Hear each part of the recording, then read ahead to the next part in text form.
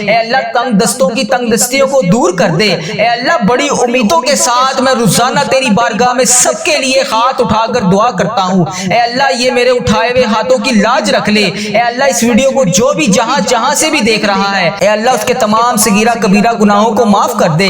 اے اللہ بڑی امیدوں کے ساتھ ہم تیرے تمام بندے، تیری تمام بندیاں تیرے سامنے روز گڑ گڑا کر دعا کے لیے التجا کرتے ہیں۔ اے اللہ ہماری دعاؤں کی آج لاج رکھ لے۔ اے اللہ کئی لوگ ایسے بیمار ہیں جنہیں ایسی مرض ہے اے اللہ جس کا علاج ہی نہیں۔ اے اللہ کئی لوگ ایسے ہیں جو روزانہ دوائی کھائے بغیر سو ہی نہیں سکتے۔